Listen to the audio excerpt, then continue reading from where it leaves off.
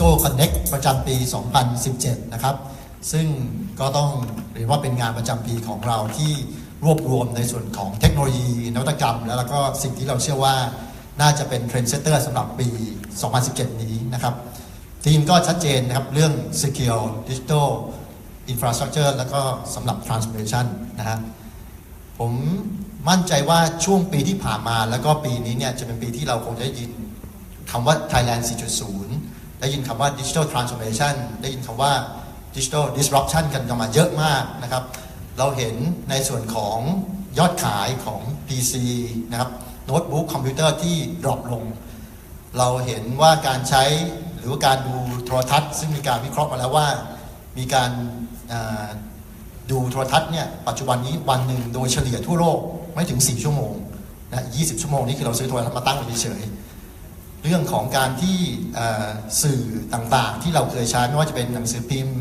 นะครับนิตยสารต่างๆเหล่านี้เนี่ยก็ลดลงอย่างมหาศาลนะครับเพราะเทรนด์ตรงนี้ชัดเจนว่าหลายๆธุรกิจได้ถูก disrupt ไปเรียบร้อยแล้วนะครับซึ่งก็สอดคล้องกับที่ Cisco และก็สถาบัน IMD ที่สวิตเซอร์แลนด์เนี่ยได้มีการทำวิจัยขึ้นมาว่า12 อินดัสทรีที่จะโดนกระทบแล้วก็จะมีผลจาก Digital Disruption ตรงนี้เนี่ยจะมีอะไรบ้างแล้วก็จะรวดเร็วมากด้วยนะครับไล่ไปตั้งแต่เทคโนโลยีนะครับเรื่องของ Media Entertainment Financial นะตามมาระลอกเลยเพราะฉะนั้นสิ่งที่เราเห็นชัดเจนคือไอ้ลมหมุนหรือว่าที่เราใช้คำว่า Digital Vortex ตรงนี้เนี่ยเป็นสิ่งที่หลีกเลี่ยงไม่ได้แล้วมันก็จะกวาดแล้วก็ดูดในส่วนของทุกองค์กรทุกสถาบันทุกประเทศในการที่จะต้องปรับตัวเองเข้าสู่กระบวนการที่เรียกว่า Digital Transformation ตรงนี้นะครับ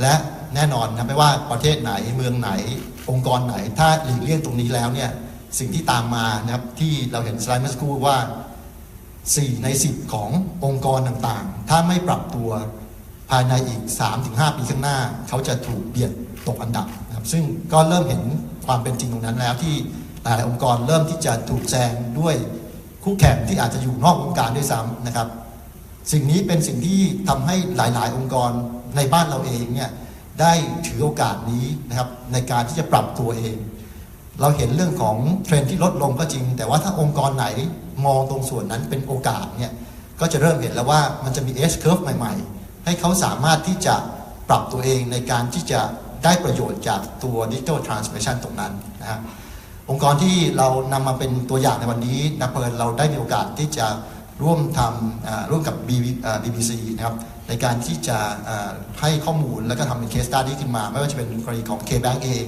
ที่มีการพูดถึงการนำเรื่องของโมบายมาใช้ full stream นะครับในการที่จะให้เซอร์วิสให้บริการต่างผ่านมือถือตัวอย่างก็จะเป็นเรื่องของการที่ผู้พิการทางสายตาสามารถใช้โมบายเซอร์วิสได้เหมือนกันหรือแม้กระทั่งอย่างบำราศเองนะครับที่เป็นโรงพยาบาลชั้นนำก็นำเรื่องของเทคโนโลยีมาใช้ในการที่จะทำให้แพทย์พยาบาลและก็ผู้ป่วยเองเนี่ยสามารถเข้าถึงข้อมูลสามารถเข้าถึงการบริการที่ดีขึ้นนะครับแล้วก็สุดท้ายที่เห็นในสไลด์ตรงนี้ก็จะเป็นในส่วนของสยาม Discovery ที่พูดถึงคำว่า Exploratorium นะครับคือทำไงให้มอของเขาเนี่ยสามารถที่จะเป็นที่ทดลองให้ไอเดียใหม่ๆจากคนที่เข้ามาเยี่ยมในส่วนของห้างสรรพสินค้าได้อันนี้เป็นส่วนที่เราได้เห็นและได้มีการพิสูจน์จริงๆแล้วในเมืองไทยนะครับแล้วก็มีหลายองค์กรที่จะตั้งคำถามว่าถ้าเราต้องการที่จะเข้าสู่เรื่องของการ transform ตัวเองในส่วนของตัว digital technology แล้วเนี่ยเราควรจะทำยังไงเราควรจะเริ่มยังไงบ้างนะครับนอกจาก3หน่วยงานที่เมื่อกี้เรายกตัวอย่างไปแล้วเนี่ยรูปแบบง่ายๆที่หลายๆองค์กรเริ่มที่จะนำมาใช้ผมอาจจะเริ่มจากอันที่อยู่ฝั่งขวาสุดนะครับเพราะว่าเป็นอันที่อาจจะเห็นชัดเจนก็คือเรื่องของการที่เราเปลี่ยนในส่วนของ experience ของลูกค้าของเรานะครับของคนที่เป็นองค์ประชาชนสำหรับกรณีที่เป็นภาครัฐนะครับเราเปลี่ยนประสบการณ์ของเขาให้ดีขึ้นให้แปลกขึ้นนะครับอันที่2ก็จะเป็นในเรื่องของการปรับในเรื่องของ workspace หรือว่า workplace เพราะว่าสิ่งที่สำคัญที่สุดสำหรับองค์กรในแง่ของการ transform ก็คือพนักงานเพราะฉะนั้นอย่างเช่นกรณีที่ของอนันดาทำก็คือเรื่องของการที่ว่าทำงานให้เกิด co-working space ไม่ใช่เฉพาะกับพนักงานของตนเท่านั้นแต่ว่าทำให้คู่ค้าหรือคนที่เป็นสตาร์ทอัพสามารถเข้ามาร่วมในการให้ความเห็นได้เพราะบรรยากาศในการทำงานจะมีผล ในการที่เขาจะสามารถที่จะ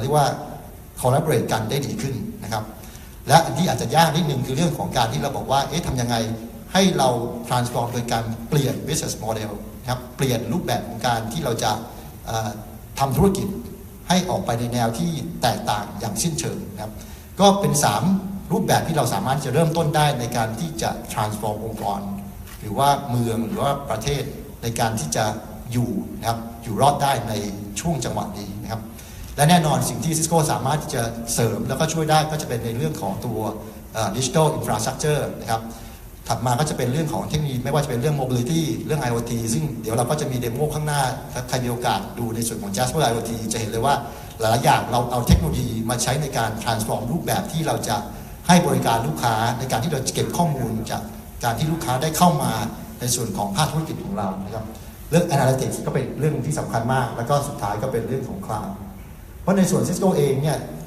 เรามองว่าสิ่งที่เราก็คงหนีไม่พ้นในเรื่องของการถูก disrupt นะครับเพราะสิ่งที่เราจะพัฒนาต่อในช่วงอีกในอนาคตโดยเฉพาะในปีนี้นะครับเราจะเน้นในเรื่องของธีมอยู่4อันหลักๆคือเทคโนโลยีที่เกิดขึ้นมาใหม่จาก Cisco จะต้อง simple ต้องง่ายครับต้อง automate เพราะการทำงานต่างๆของอุปกรณ์จะต้องสามารถทำงานสอดคล้องกันมากขึ้นครับสามารถที่ทำทุกอย่างได้โดยที่อาจจะไม่ต้องผ่านในส่วนของกระบวนการที่เราต้องไป manual ทำเหมือนเมื่อก่อนนะครับที่สำคัญคือจะต้องปลอดภัยด้วยเพราะว่าพอเราเปิดในส่วนเทคโนโลยีมากขึ้นเมื่อไหร่โอกาสที่จะทำให้มีช่องโหว่ในการจะถูกโจมตีก็จะสูงขึ้นมาเพราะระบบก็ต้องsecureและสุดท้ายก็ต้องมีความฉลาดนะครับในการที่จะสามารถที่จะตอบสนองในส่วนของการเปลี่ยนแปลงต่างๆได้ดียิ่งขึ้นครับมันก็คือ simple automate secure แล้วก็ intelligent นั่นเองแล้วก็รูปแบบที่ตามมาก็จะเห็นว่าเราเองก็จะเปลี่ยนในส่วนของการที่เราอาจจะเคยขายเป็นลักษณะที่เป็นอุปกรณ์เป็นชิ้นเป็นบ็อกซ์เมื่อก่อนจะเป็นในรูปแบบที่เป็นซอฟต์แวร์เป็น subscription มากขึ้นนะครับเพราะว่าการเปลี่ยนแปลงมันเร็วมากในแง่ของการที่เราจะอยู่กับเทคโนโลยีเดิมอาจจะไม่ทันท่วงทีแล้วนะครับมันก็สุดท้ายผมคงฝากไว้เท่านี้แต่ว่าก็ต้องเรียนว่าช่วงนี้เป็นช่วงที่คนในวงการไอทีต้องบอกตามตรงว่าสามารถที่จะทำงานได้ง่ายขึ้นครับเพราะว่าไม่มีช่วงไหนที่ผู้บริหารระดับสูงจะเปิดรับนะครับในแง่ของความคิดหรือไอเดียใหม่ๆได้ดีเท่าช่วงนี้นะครับหลายๆครั้งจะเห็นว่าผู้บริหารจะเริ่มมาคุยกับเราเลยว่าคุณมีอะไรในมุมของดิจิทัลหรือไอทีที่สามารถที่จะตอบโจทย์หรือ disrupt องค์กรได้ให้แชร์หรือว่าให้ทำเรื่องเสนอขึ้นมาเพราะฉะนั้นก็ตรงกับธีมของเราเลยที่ว่าคงไม่มีเวลาไหนครับ there's never been a better time ที่เราจะ disrupt ตัวเองแล้วก็ทำให้องค์กรสามารถที่จะอยู่รอดและก้าวนำไปได้ในอนาคตคงจะจบเท่านี้แล้วก็หวังว่าวันนี้น่าจะเป็นวันที่เรามีทั้งพันธมิตรนะครับในส่วนของผู้สนับสนุนนะครับไม่ว่าจะเป็นในส่วนของ strategic sponsor อย่าง Intel แล้วก็กลุ่มของพาร์ทเนอร์รายอื่นๆที่จะมีข้อมูลมีในส่วนของสิ่งเดโมที่จะมาโชว์ตลอดทั้งวันนี้นะครับก็ขอบคุณแล้วก็ยินดีต้อนรับเข้าสู่งาน Cisco Connect ประจำปี 2017 อีกครั้งหนึ่งขอบคุณและสวัสดีครับขอบคุณค่ะคุณวสันต์ ธีรพัทรพงศ์ Managing Director Cisco System Thailand and Indochina ค่ะหลังจากนี้ไปเราจะเข้าสู่ช่วงของ Keynote Speech นะคะซึ่งช่วงนี้เราจะมาคุยกันในหัวข้อที่มีชื่อว่า Integrated Architecture Approach for a Successful Digital Strategy ค่ะซึ่งหัวข้อนี้เองนะคะเราได้รับเกียรติจาก Directors of System Engineering Cisco ASEAN ค่ะเป็นผู้ดูแลท่านผู้มีเกียรติทุกท่านในหัวข้อต่อไปนะคะ So ladies and gentlemen please join me in welcoming Mr. KK Lee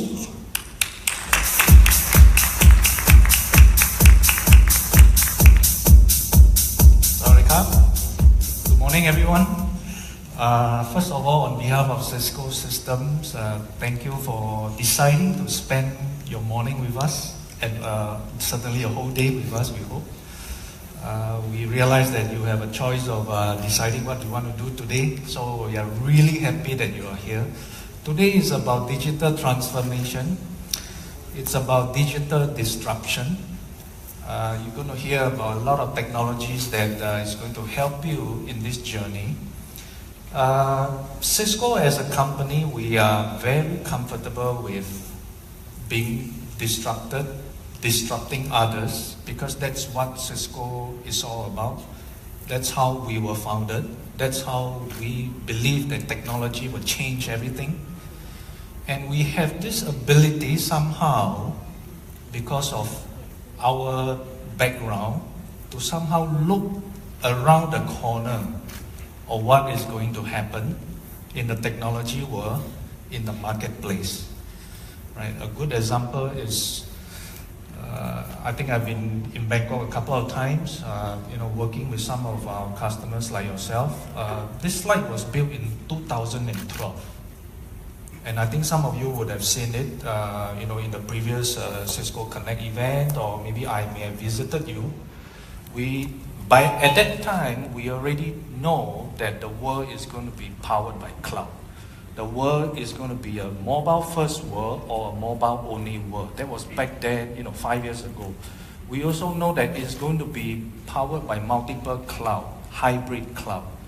For those who believe that, you can rely on a public cloud alone or private cloud alone, maybe your mind may have changed with the recent outages in Amazon, right? It took down a lot of services. Even they themselves can't troubleshoot their own infrastructure because everything was down, right?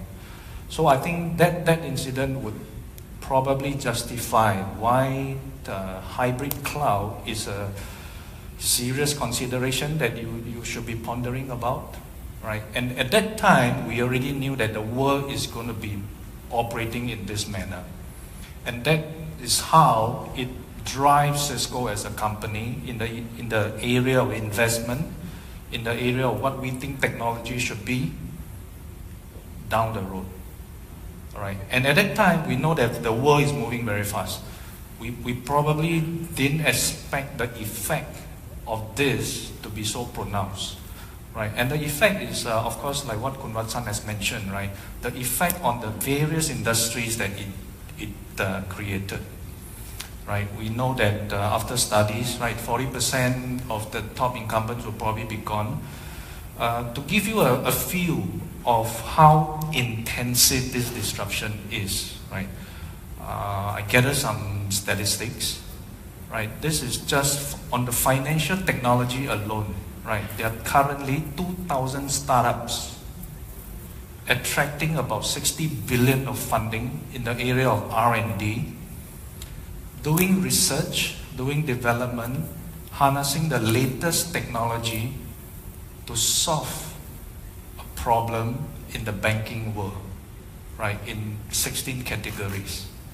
Right, you probably think that, banking is of course obvious, right? It's very competitive, technology driven. Probably it may not affect my industry. Well, you know what? Whichever industry that you're in, there are as many startups happening. There are a lot of fundings going through all this startup, harnessing the latest technology, trying to change the business process in every single industry that we know of, right? And it's a lot of money. I think it's a confluence of factors, right? Because of economic situation and all these things, there's a lot of cheap money going on. And of course, because of that, it is very easy to raise funds for any startup. The barrier of entry is very low now in terms of financing, and that is what is driving all this innovation. And it has a spiral effect, right? Because as many people jump onto this startup scene, it created a spiral effect, that exchange of ideas. Even the incumbent have to jump into this bandwagon, because it's not about hoping that somebody will not take away your business, because that is a matter of when. And for this startup to be successful, they have to deliver three values, right? In the area of cost, in the area of experience, and around a platform, right? What it means is that, in the area of cost, it's not about delivering the cheapest service. It's about pricing transparency. It's about letting the end user, the consumer, deciding how much they want to pay for a service. It's about new idea about how service could be consumed and could be paid. If you could deliver one of this service or a combination of this value to the end user, that is something that they will be interested in. And this is how business processes are being disrupted. If you look at the most common citation, right, Uber, Airbnb, Uber as a company or Airbnb as a company, they are able to come up with a solution that delivers a combination of these values to their end customer. And that's why they are so good, and that's why they are so dangerous in the mind of the incumbent. So for technology, it's all about technology that drive all this innovation. So for technology to support this, right, we also, from a delivery perspective, we have to deliver these three values, but in a different manner, right? We deliver it through a very focused things that we know the technology have to deliver in order to achieve those values. In the area of cost, for example, it's about simplicity, it's about automation, it's about scale. Because ultimately, if you're talking about pricing transparency, passing, very attractive pricing to the end customer, it's all about cost of operation. And if you're talking about cost of operation at scale, you cannot rely on human manual work. It has to be via automation. How big can your infrastructure support, in the area of transaction, in the number of users? The scale comes in. And we are not talking about being successful within Thailand. We are talking about a company that wants to be successful in Thailand and also beyond Thailand. Right? That's the kind of scale that we have to talk about. And from an experience perspective, right, how does the technology improve the customer experience? Now, in the world of digital disruption, it's all about innovation. And in the world of innovation, it's about how do you make your employee work in a manner that drives innovation. And this is where the workplace experience comes in. And this is where the technology has to help the team work better, work more efficiently, work from anywhere if they want. And this is how it drives the innovation that, Cisco, when it comes to collaboration technology, this is how it drives what we do with all this technology and where it should be heading. And at the end of the day, in delivering all this, right, Cisco, we are well known as a networking company. We firmly believe that this will not happen without the network. Nothing will happen without the network, because the network is the one that makes all these things happen. And nothing will happen if you don't have security. It may sound like something very obvious, but I think security has become a very serious problem. Right? If you're looking at the past breaches, right? If the way you read this graph is the bigger the bubble means the more the data has been breached. It affects all companies from all industry. It's not like, if you're a big company, you are safe from all these hackers. If you're looking at the number of breaches, of course, the biggest is, of course, Yahoo Mail. Right? Some of you may have known that Yahoo Mail was breached in September. 500 million records were stolen. And if you think that, after first attack, you are safe. Well, guess what? In December, they will hack again. In this time, it's 1 billion record. That is how serious security has become. Right? And in the world of using technology to drive digital disruption, digital transformation, at the end of the day, if you can't protect the data, that is when the customer is going to question, why should I be having a transaction with you? Because my most precious information is not protected by you. Right? That is how serious security has become. And you're probably wondering, right, all these are very famous companies, of course they are being attractive and they're being attacked. What is it going to do with Thailand? Well, you know what?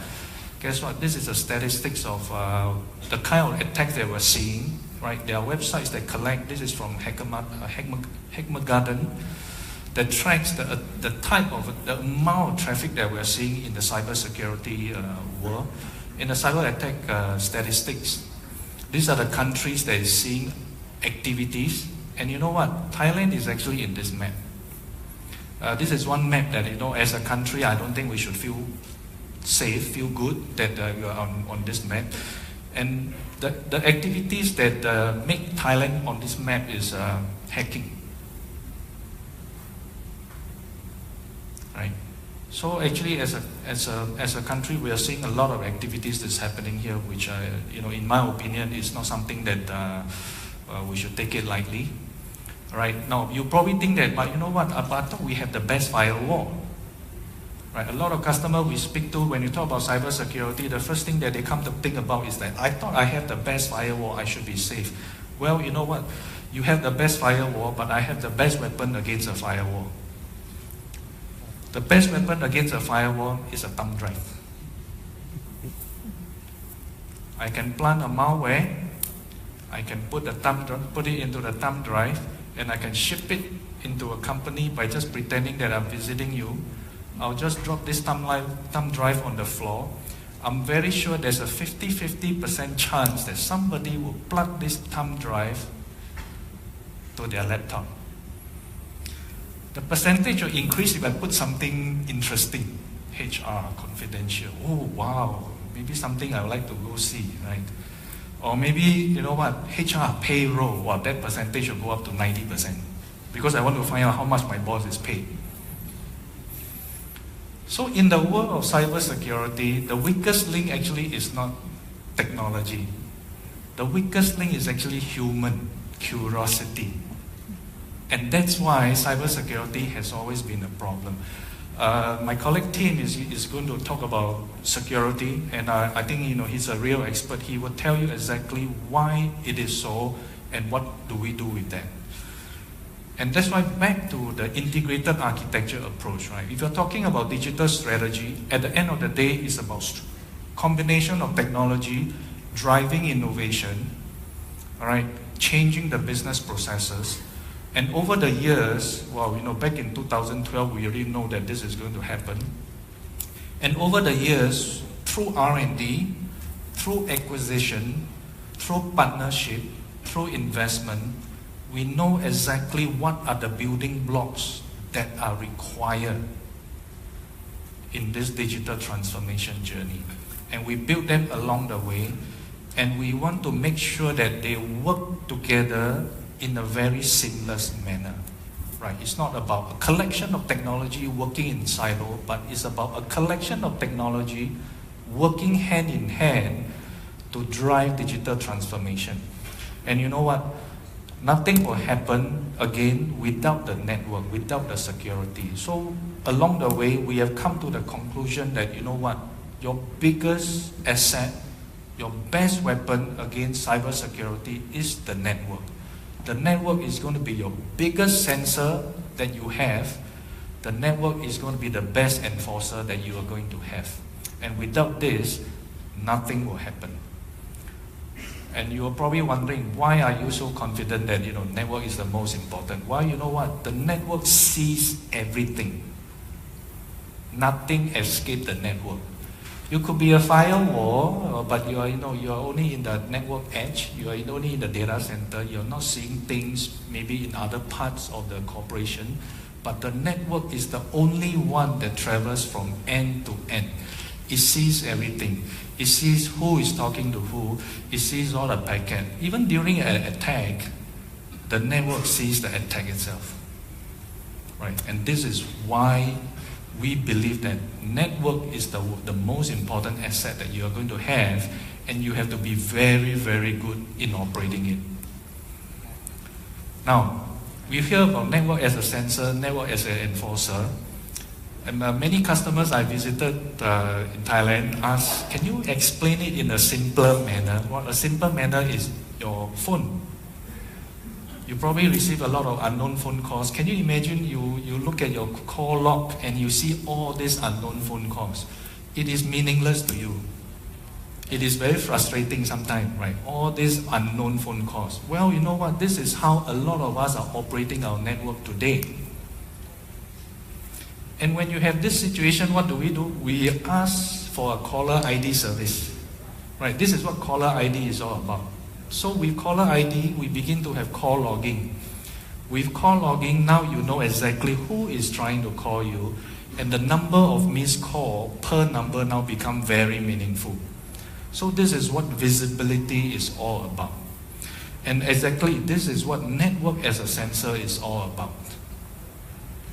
Right, the technology that enables a network to seize everything is actually called NetFlow. By the way, it was invented by Cisco in 1996. Back then, we already know that this ability to have visibility, it is very, very important. We already have this since 1996. And you know what? You already have this technology in your network if you're a customer of Cisco. It's just that you didn't turn it on. Right? No, after you have the ability to have a number recognized on your phone, you have a caller ID, what do? You want to make it more meaningful, right? You start putting names. And with names, now comes a very interesting thing, right? You can set ringtone, you can have profile, you can start grouping your favorite people to a common group, you can start to block call. And when you're doing all this, what are you basically trying to do? You are applying policy on your phone. And when you apply policy on your phone, you are moving beyond just processing all this missed call and all these things. You are actually applying what you think you want to do when I operate this phone. And this is what network as a sensor is all about. Network as an enforcer is all about. All right, it's a step up to network as a sensor, and it's based on a technology we call Trust Stack. It's been around quite some time as well. Right, it's about secure group tag. It's about tagging your traffic. Right, it's about segmentation. It's just like a concept of grouping. Right. You can group names to a group on your phone, and likewise in the network, you can group traffic to a group as well, to a SGT. And why is this important? We will explain to you in the next section, right? This is all about your response to a cyber attack. Can you, in the fastest time, segment an infected host or infected traffic so that it doesn't affect the rest? You have to have this basic ability, right? So while we talk about digital transformation, we talk about importance of security. First thing first, you have to have visibility. And once you have the visibility, you have to have the ability to enforce what you think is the right thing to do during an attack. All right, maybe I would jump a little deeper into this because this is something very important, right? Basically, what NetFlow gives you is what we call a NetFlow data, the flows, right? It is embedded in Cisco's product across families of products. Actually, it's our switches, in our routers, in the data centers, in our firewall, and also a lot of other products. Basically, every equipment that we make, we give you this information. And basically, we have another piece of software called a Stealth Watch that takes all this information and so that we can combine them and you can read it in a meaningful manner, and it tells you who does what, when, where, and how. All right? It gives you a lot of information, but now it gives you ability to store all this record. Why is it important you need to store all this record? Because you need to know exactly what happened, and during the attack, you need to have this record to be available so that you know exactly what happened.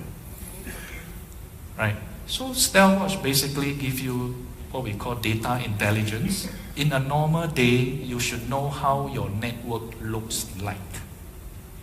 It's just like we need to know that a normal body temperature is 36.9. Without knowing a body temperature is 36.9, how do you know that when you have 38 degrees, it's called a fever? So for a network operation from your IT infrastructure, you need to have a visibility of what a normal day looks like. And then even if you're breached during, after an attack, right? It's not a matter of how, it's not a matter of when, because I think operating such a big and many networks that we have, one of us here is going to be attacked. What do you do after an attack? For some of us operating in regulated industry, the banking, the insurance, the healthcare, you probably have regulators that require that after an attack, you have to file a report. How do you file a report if you don't know what is going on, right? You have to answer a question like, what happened? When did it happen? How did it happen? And without knowing this, how are you going to file into report that, you know what, how are you going to prevent it from happening again? So that is the power of net flow, the information that you already have. So the next thing that you should be considering is whether, you know what, when should you be turning on all this so that you have better visibility of what is running on in your network and what is going on in your infrastructure. So what can the network do for you now? Basically, it works as a sensor. It detects abnormal traffic flow, right? It now, because of all this visibility, it allows you to have policy being implemented.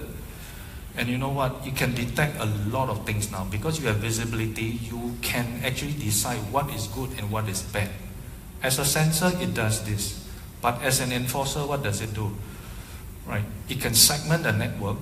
The network is capable of segmenting an infected host. Right? It can encrypt traffic if need to, so that you can send your traffic in a safer manner between site to site. Right? And you know what? It can secure branches as well, right? Because it's an enforcer. The network has the capability, right, to decide how a remote branch should be operating in a safer manner, right? We're talking about integrated architecture, right? So this is how, from a networking side of Cisco's portfolio, how these various technology work together. Now, after you collect all this information, what can you do? This is where it fits. It fits all the data into what we call the tetration analytics, right? So beyond visibility, collecting data now, of course, Cisco as a company, we are going very big into analytics. And why is this important? Because as you drive your infrastructure to a cloud architecture, you need visibility. And with visibility, you have a lot of information. But information is of no use if you can't analyze it, derive some meaningful information, right? And this is what tetration is all about. It's actually a time machine for your data center. We collect all this information. We have the ability now, it's like a DVD recorder, or it's like a player, right? You can look at the past. You can even fast forward to look at the future. Basically, because you have so much information in your infrastructure, based on the past behavior of your asset. And now that you want to apply a new policy, we can probably tell you what is it going to look like. So it has a rewind capability, it has a fast forward capability. Right? So to put it in a diagrammatic form, right, basically we take a lot of information that you run from the network, from the server, from the processes that's running within my virtual machines, the status of everybody, every single thing that happens in your data center, we pump it through this appliance that is going to collect, that's going to analyze. We apply AI, we apply machine learning. Cisco is into all this. And then we derive very insightful information for you. One of the things that we derive, that we are capable of doing now, is what we call application dependency mapping. A question for you is, do you know, like within your IT infrastructure, which application depends on which one to run, or from a processor's perspective, which process depends on which process to run, and where are the traffic heading, and is it safe, is it going to the right parties, are they okay? Well, this is what application dependency mapping is all about. Tetration gives you visibility to this level. We can let you analyze your application and then see where all these applications are sending its data. And why is application dependency important? Well, you need to know how they are behaving and whether all these applications are doing exactly what they are supposed to be doing. I give you one very good example. After we fire up tetration in Cisco's IT, we discovered that we have 3,000 applications that nobody is using. 3,000. Well, not surprising, right? Cisco has been around for 30 over years. So along this 30 over years, we fire up new application, we develop new application, from the IT, and along the way we retire the application, but they are still running without the people knowing.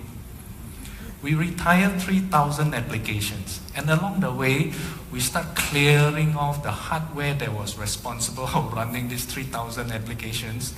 And because we are able to see what is going on, we clear so much application that is dormant, we clear so much hardware that is useless. Along the way, we actually cancel a data center project because we realize that, after clearing all this, we have so much space, we have so much power.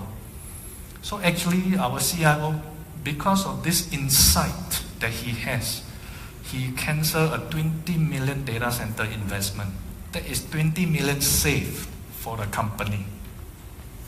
That is how powerful technology has come to. We are not talking about, just collecting a small amount of data. This is a digital recorder for your entire data center. We capture every connection. We capture every transaction between your customer and yourself, and also right down to process level. That is how powerful this thing is. And you know what? We are not stopping here. We are continuing from an integrated architecture approach perspective, right? We want to make sure that this information are fed to other parts of your asset, and they can actually, they can work together through automation. So now that for some of you who invested in our 9K platform, the ACI, you invested in the ACI journey, with tetration, you know exactly how your investment is running. Is it prime for upgrade and everything? But you know what? With this information, you can now actually feed it back to the cloud center that orchestrates everything. You can apply new policy. You can fine-tune, right, your application infrastructure. And you know what? By the time when you're doing this, basically we have reached a point where, the machine is actually running the machines. So from a technology perspective, from what Cisco can provide, from a technology maturity perspective, we have come to a point where we are going to a phase where machines actually runs machines.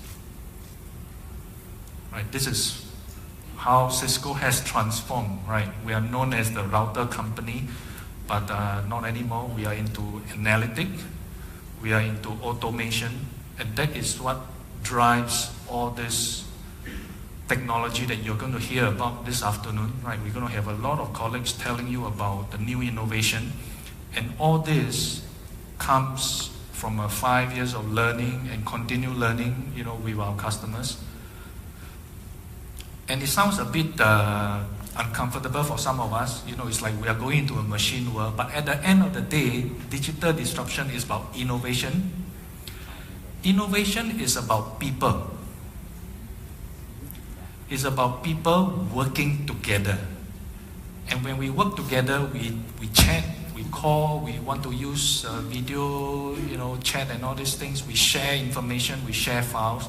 It's about making people work as a team. There's still a human side to all this technology advancement and everything, right? And that is what you're going to hear about this afternoon. My colleagues from the collaboration is going to tell you how we are defining how each of us work together. We are used to collaborating, obviously. We have meeting rooms and we have technologies that's running in our meeting room today. You're going to hear about how we are redefining this workspace, how we are using new technology to help us work better. And when we work better, it's all about coming out with better innovation. And that is what we care about in the collaboration track. So in conclusion, I just want to maybe take a step backward. It's supposed to be a technology driving innovation. It's supposed to be technology driving digital disruption. But at the end of the day, it's a combination of 4 factors, I believe. Right? It's about technology. It's about people.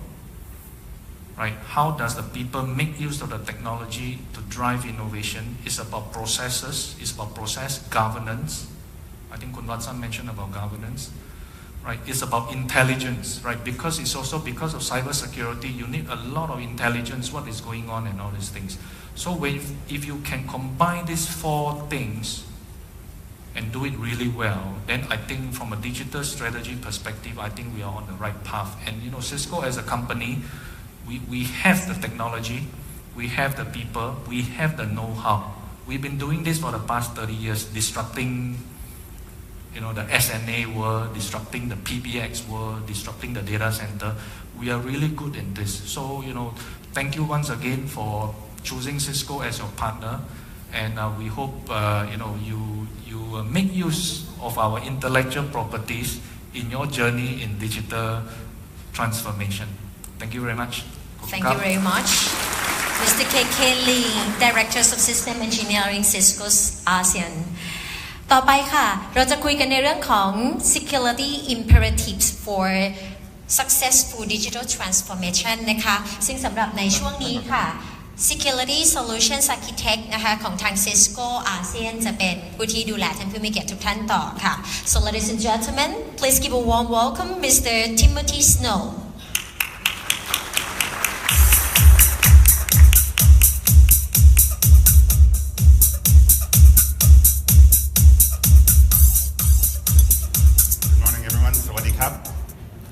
Great to be here. And I think for the first time in my 13 years at Cisco, security is in the morning session. Usually I'm directly after lunch. So it's great. Right? Vatsun mentioned security. KK went into some depth about security. In this next session, what we're going to talk about is not specifically digital disruption. It's happening to every one of you. The question really is, are you going to implement security in your digital disruption protection or in your digital strategy? Security must be at the heart of everything that you do, because we know what happens if it's not. You may not be here next year, right? Or you may be in the newspaper. These are the things that we need to think about. So as we get ready for the digital world, security needs to be top of mind at the business level, at the technology level, and at the user level. We need to think about these things day in, day out, every single day, okay? So if we look at the 2014 CXO's survey, this is what they said. That cybersecurity, 71% agreed that without doing cybersecurity properly, it's actually hindering the organization's ability to execute new projects, new technologies. And 39% saying that their initiatives, what they want to do to protect against the digital disruptors or for them to disrupt by themselves is being hindered by security. Right? And this one CFO said they're only running at 70 to 80% efficiency because they don't have security built in. So what would happen to you, right, if your digital plans did not have security embedded? This is what we're going to talk about in the next 32 minutes. Okay? Even the bad guys are thinking about digital. Right? We're going to go through some use cases. For the first time, March 3rd of this year, of this month, 1 Bitcoin was worth more than 1 ounce of gold. For the first time ever. Right? This technology is not going away. Why do the bad guys love it? It's pretty clear. Right? Cannot be traced. Right? So they can get paid. In fact, I have some customers that are actually keeping Bitcoins to be able to pay off ransomware requests. They're actually hoarding Bitcoins to be able to pay for when the bad things happen. Because our motto is, or what we say is, it's not a matter of if you're going to be attacked, it's a matter of when. It will happen to all of you. It will happen to all of you. The question is what are you going to do about it? Are you going to say, nope, I have the best firewall, I'm protected? And we talked about the USB stick. Or what happens when you move an application to the cloud? How are you going to protect that? Or what happens if your mobile user is working from home on their handphone, connecting to an application in the cloud that touches none of your infrastructure? What do you do then? What controls do you have? Okay, so that's what we're going to talk about. Some of the security challenges, right? Obviously, cost. I want to go this way. I want to disrupt. I want to create a new technology, but I got to spend time to buy security, or I need to embed security into it. And quite often, the idea is security is complicated. It's going to slow my project down. It's not an option to not embed security. If you don't do things, even if you implement a technology, right, it will eventually fail. Then the last one, which we know, is the people shortage.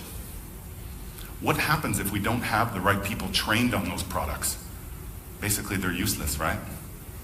We don't have the type of the security analysts, the threat hunters that we need to be able to go and research on what's going on. Expensive resources, right?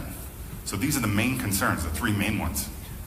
Now, as far as the technology side, we've got the mobile workforce, this whole BYOD, work from home, right? We've got IoT connected devices, right? Maybe some of you have been reading about security blogs, what happens with the, when IoT devices become owned, right? Massive DDoS. We hear about ransomware, right? How many people have heard of ransomware before?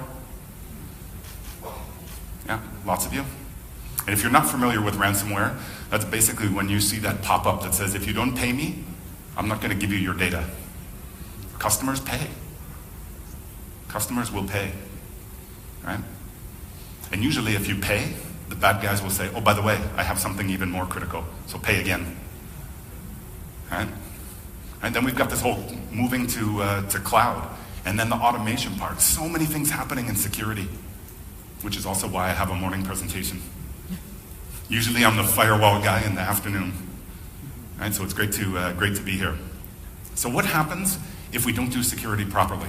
This is from our annual security report. And so the people that are surveyed.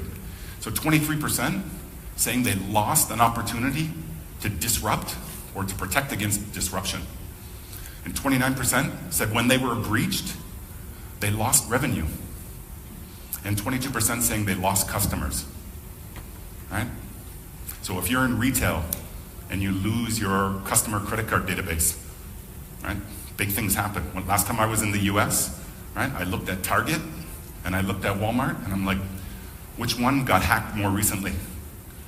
I made my decision based on that because I can buy what I was going to buy at either shop, right? In fact, there's businesses nowadays that have been breached in the past that are no longer in business, right? Their name is there, but they're no longer in business. So what would happen to your organization if your brand was in the front page of the Thai newspaper? X company breached. What would happen to your brand? Would your customers take money from the bank? Would they stop going to your store? Right? Would sales drop? Would you have to cut employees? Would you not be able to deploy a new project? Only you can answer that question. So the struggle to digitize, right? Here's some of the things we're dealing with. Outdated infrastructure. We can't replace our routers and switches and stuff fast enough, right? All right, because of the cost. And we have declining IT budgets, so we're trying to do more with less, right? Lack of business processes. How many of you, and if you don't want to raise your hand, I understand, how many of you actively attack your own infrastructure? Meaning you have a team, okay, a couple brave souls, thanks, that actually have people that will do not just scanning, but actually try and attack databases in real life. Or if you pay for an outside service. Right? Like at Cisco, we have an incident response cleanup, but we also have a proactive service. Right? So not many of my customers do that have a threat hunting team, that have an attack team. Right? So we know about budgets. With all these disparate systems, we have to think about how do we patch them all. Right? How do I keep my routers and switches and cloud services and firewalls and stuff? How do I keep them patched? And then what happens if I have all these different tools? Do I have a central place to manage all of them? And can they communicate together? So this is some of the issues we have. Now, I want you to think about home sweet home. If you have an apartment, this is still applicable. Think about what we do when we protect our home. Okay? We've got the before things that we do. For example, the fence in front. Obviously, it's to protect against small animals and dogs and that sort of thing. The bad guys can step over it, right? Just like the firewall that KK mentioned. So the firewall is that short white fence in the front. Easy to bypass. Cloud services, BYOD, thumb drives. Okay? So what's the next step that we do? We've got all these protection methods, right? Locking the front door, closing the windows, putting the fence there. Before technologies. If somebody were to break down the door or break through the window, what do we have on the inside? Maybe we have an alarm system, right? Maybe we have a dog, hopefully a big dog, not a small dog, right? Because although they may create noise, they may not scare the offender. Okay? Then the last part is the after the attack. Do I call the police, right? Or are they automatically called? So these are the things we do with our own house, right? And I want you to remember that before, during, and after. Or protect, detect, respond. Because quite often, vendors will come and talk to you and say, I've got the best product that's going to protect you. First question is what do you do if you miss something? If something gets through your firewall, what do you do? Ask that question. Do you have any methods to go back and adjust policy? Okay? Or do you have to go and buy another product? And do these products integrate? Okay? So now I want you to look at this house.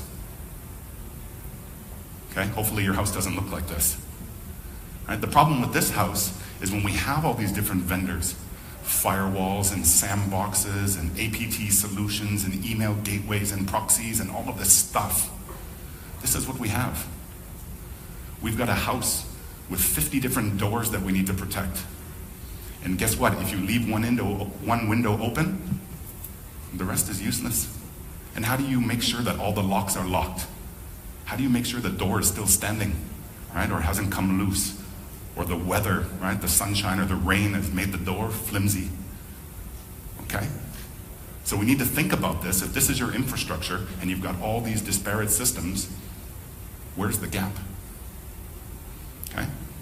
Could it be a proxy that's out of date? Right? The software is old.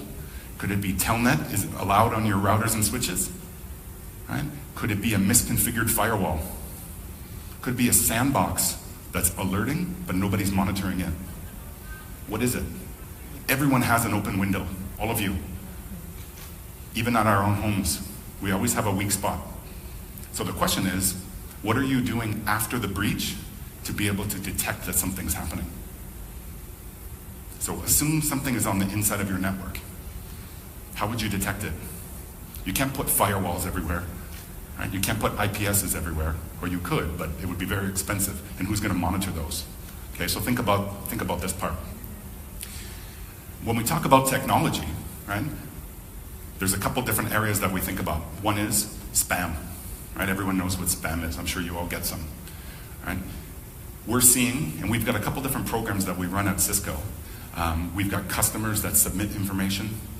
Right? We have shared honeypots where we watch for these sort of things, but we're seeing an increase like we've never seen before in spam. For a while, like 2013, 2014, spam was kind of the old school stuff, but we're seeing an increase. In fact, 65% of email is spam.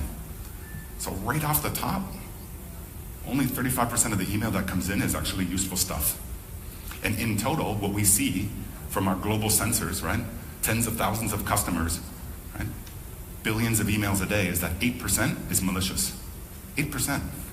So every day, imagine your infrastructure, something malicious coming in all the time. You know, what are you betting on?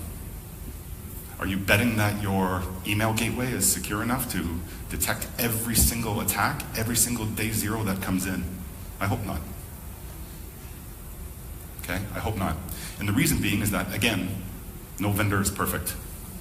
So we need to think about defense in depth. Right? Think about that one door, that one window that's open.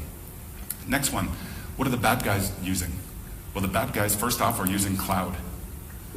They're using things like AWS to host dynamic websites. They're buying off-the-shelf botnets.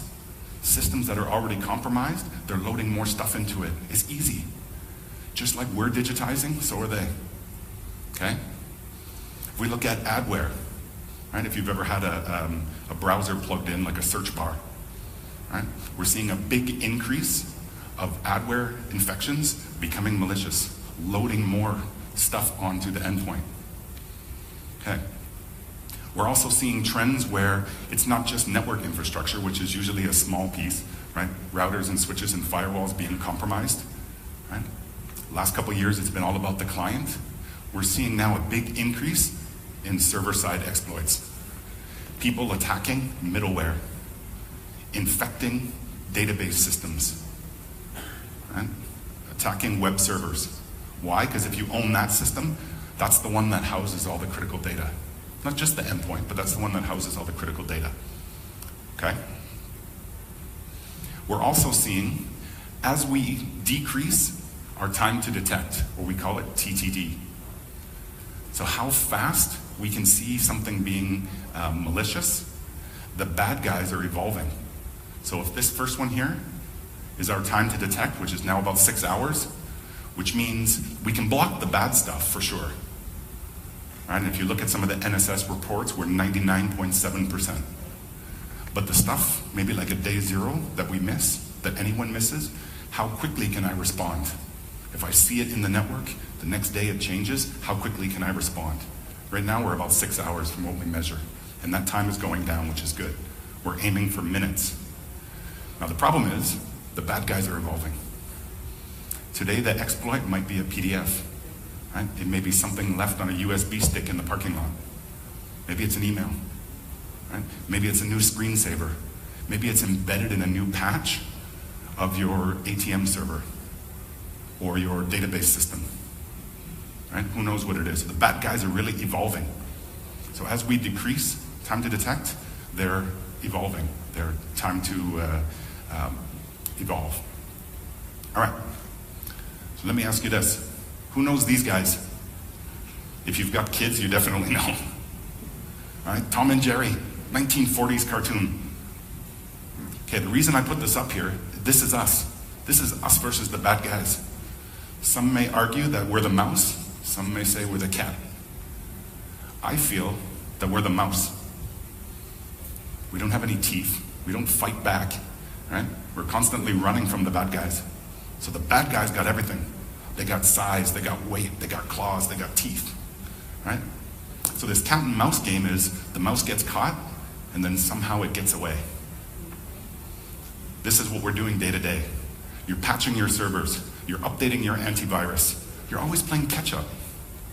So what are we doing to flip the other side, right? To maybe trap the cat. So this cat and mouse game is a constant pursuit, near captures, and repeated escapes. This guy, since 1940, the last 77 years, has always got away. By the way, it's my daughter's favorite cartoon. Right? So like I said, the mouse always gets away. The plunger unsticks from the wall and the mouse just happens to be above his home. Right? The problem is, we're always chasing or constantly being chased. Right? So how can we go on the offensive? In fact, my daughter says, you know, when she looks at this, Daddy, why does the mouse always get away? And what have we been, and I think about that and I'm like, okay, what are we doing in security to change? And how are we evolving? So we need to understand the problem. Last 20 years in security has been, you got a problem, you buy a box. And that's been the solution, right? Assuming you had money and you could buy all the boxes. So, got a problem, buy a box. You need DLP, you buy a DLP box. You need a sandbox, you buy a sandbox. You need a firewall, you buy a firewall. You need X, you buy X. Okay? The problem is, we end up with this whole stack of things. So imagine you're trying to deploy, right, a branch, or branch in a box. How do you put all of this in a box? Well, it must be a big box, right? And what's the next technology? Are we constantly just taking Firewall 1.0 and buying Firewall 2.0? Or waiting for the next vendor to open up shop here in ASEAN or here in Thailand and start selling? Are we constantly just waiting, right? Remember the cat versus the mouse. So how are we doing these things? Is it the same thing that we've been caught before, trying to do new things? So the question is, how many boxes do you have? How many security boxes do you have? The average is about 11. Global average is 11 from our annual security report. Some customers have many. This is part of the problem. Again, got a problem, buy a box. This is our competitors that Cisco tracks. This is just the ones we track. Meaning there's sandbox competitors, advanced malware competitors, firewall competitors. Some come up, some go down. Infrastructure vendors, etc. There's a lot. There's a lot. So if you were to ask yourself, how are you managing your security vendors? Right? And do any of them guarantee your security? Some may say it. Right? You can ask someone, do you guarantee I won't be attacked? And they'll say, no. What if you make a mistake on the firewall? Okay, what if your firewall misses something? Right? So that's a question to have. So let's talk about the effectiveness gap. So as we add more boxes, right, as we add these things into our infrastructure, we see a tapering out of capabilities. Just because you add a new box doesn't mean you're adding a new capability into your infrastructure. You're adding another door on that house with 50 doors for sure. You're adding another patch point. You're adding another area where you need to train your staff. Okay?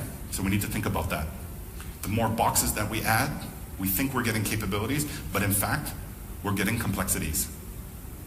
Okay? So there's kind of an inflection point where we're adding more capabilities. And what does this mean for us? Well, obviously budget constraints. We add more boxes, we have to replace more boxes. We have to train our staff, right? What is the integration between these components? Does my product X talk with Y to make my network more secure? Do I have to build some custom APIs to do that? Do I have to hire programmers to do it? Right? It becomes an issue. And what happens if that product is misconfigured? Right? If that proxy is not up to date or the firewall has a hole. That's what we need to think about. So what we're trying to do at Cisco, and I'm going to give you some examples of this, is we're trying to actually reverse that gap. We're trying to give you more capabilities, but reduce complexity. So we're trying to integrate things, like was mentioned, using your network infrastructure as a sensor. Taking malware protection and putting it inside of a router with maybe a link to a cloud sandbox, so you can actually decide to have internet at the branch for guests. But you're not giving up on any scanning techniques. You're still making sure the employees are secure, right? But you're not adding more boxes in there to do that. Okay? So that's what we're trying to do. And how are we doing that? We're taking our best of breed products that we have, either built internally or purchased, and we're embedding them into the infrastructure and allowing them to work together. And Cisco's pretty good at acquiring. Right? Some may say that's a negative. I view it as a positive, because we can take new technology that we've acquired very fast and embed it into other things. Perfect example is our malware protection inside of email gateways. We didn't have to write it ourselves. We bought it with the acquisition of SourceFire. Right? So our customers that are already running our email and proxy systems can turn on advanced malware protection, or our new cloud proxy. Right? It's just a flip of the bit, just turn it on. Okay? So we're adding these capabilities for our customers. How are we doing this? There's 3 focus areas. The endpoint, of course. We talk about VPN and malware protection on the endpoint. Right? The malware protection allows us to replace things like traditional antivirus, right, which are kind of dated. Right? Obviously, we've got the network. Right? Cisco's known as quite a powerful networking company. Right? We've got routers and switches that we're embedding security technologies inside those products. Right? So the routers can have sandbox integration. They can have in the cloud proxy. Okay? And as far as cloud service, automation and security in the cloud, whether it be private or public. Okay? All of these share a single intelligence group we call Talos. So if we have an update for one system, It's across all the products. So one central group, as we acquire new companies and bring them in, they become part of the same Talos group, right? Reverse engineers, malware debuggers, and all of those type of individuals, researchers and stuff, all part of the same group, applying security intelligence across everything that we do. And this is really to be able to provide integrated threat defense for our customers, okay? And then of course I mentioned services, right?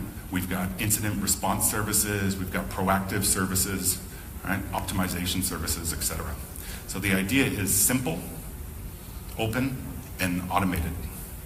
Simple meaning is very easy to turn on things. Open meaning there's APIs, right? So we can easily have systems talking to one another. And automated meaning you can program them to do things, okay? So the idea is security everywhere. We've got a lot of products. In fact, some may be surprised, but we are the largest security company in the world. If you factor in all of our different products and our entire architecture, by far the biggest. We've got proxies, we've got email, we've got endpoint systems, we've got a next generation firewall, we've got sandboxes, etc., etc. A lot of different products. And again, those are all backed up by the single Talos organization. What this gives us is design and implementation guides for things like secure branch in a box, secure data center, secure cloud offering, how to secure IoT. We've got all this well documented, right? And you can also talk to your Cisco account managers and Cisco SEs, and they can share these blueprints with you. So what does this allow us to do? If you look at this Forrester report, they're talking about a 38% ROI by doing things with an architectural approach as opposed to box by box, okay?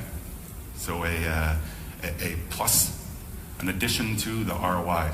And this actually gets even larger the more years you factor into it. If you don't have to replace a box because we can add new services in there, right? It adds to the functionality. So how are we doing this? Right?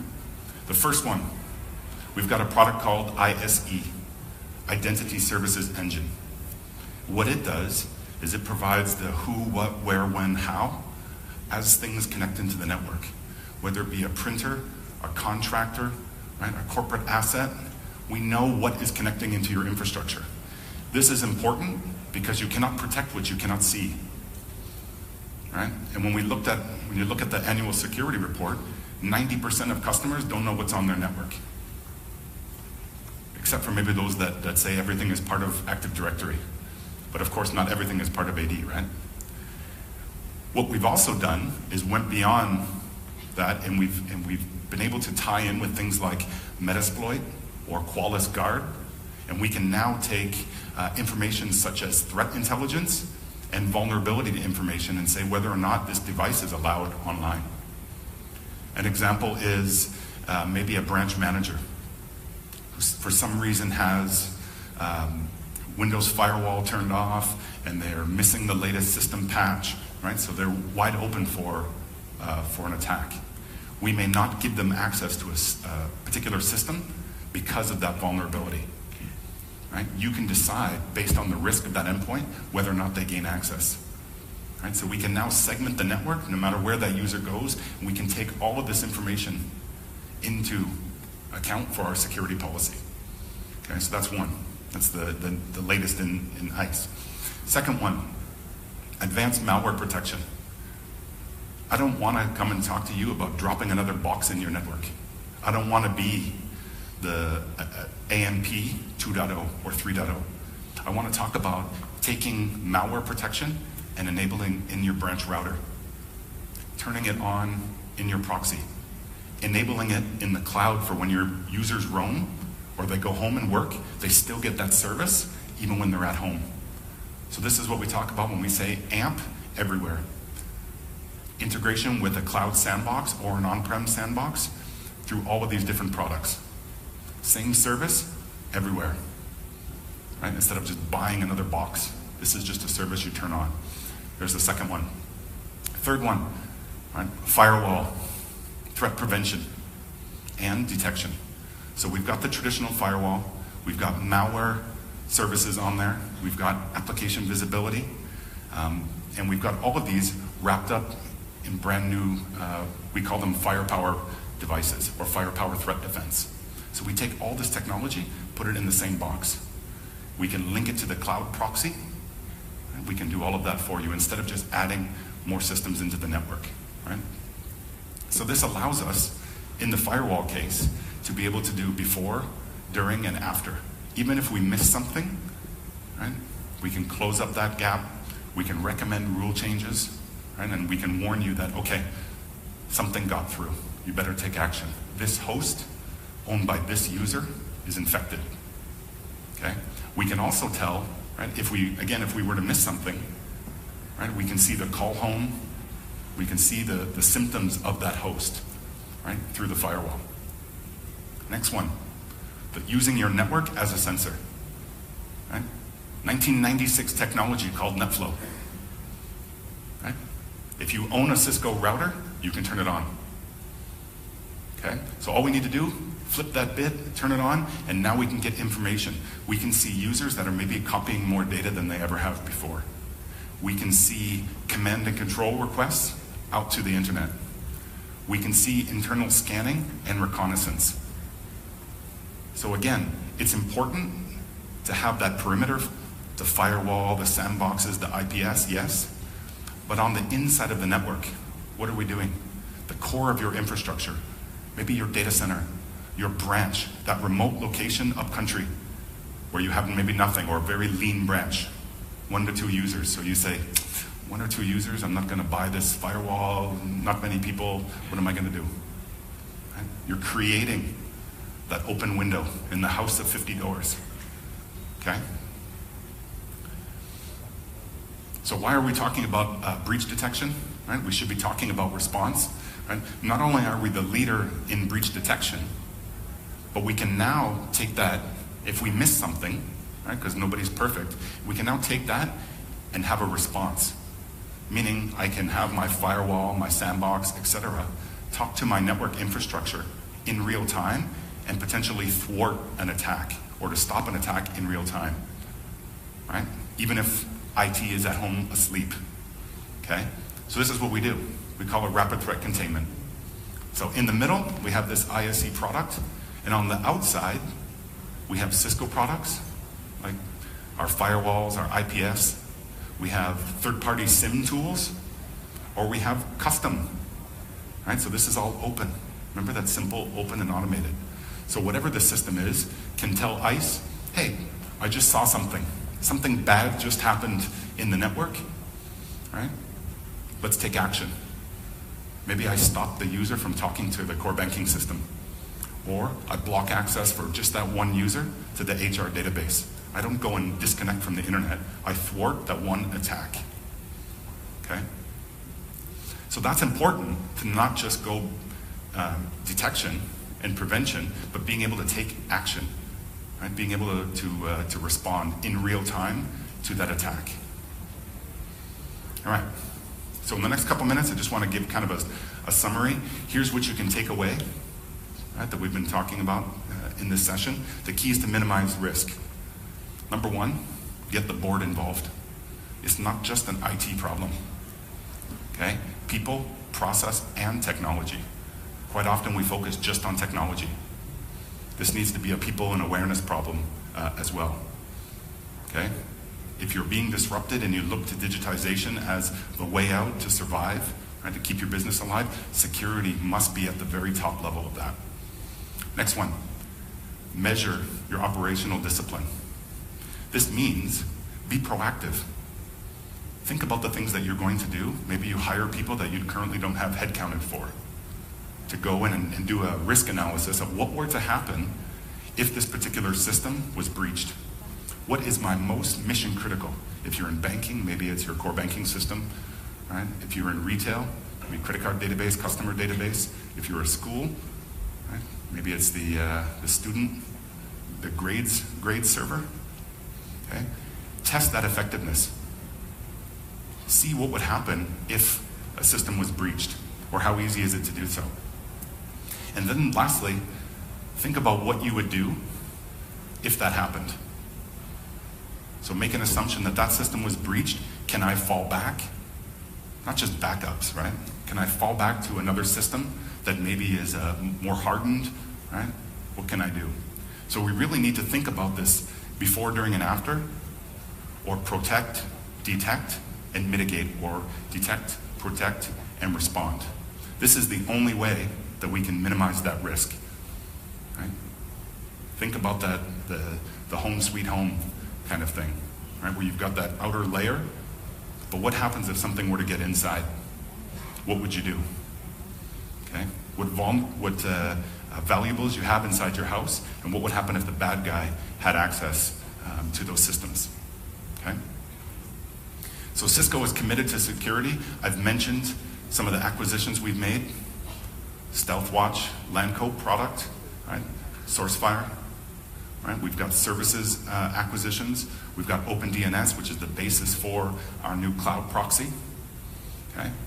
It is our #1 priority at Cisco, all the way up from the C-level. And like I said, it's great to be part of the morning sessions as a security keynote. Right? We're definitely focused on security and how we can embed security technologies in everything that we do. And our customers believe in us as well.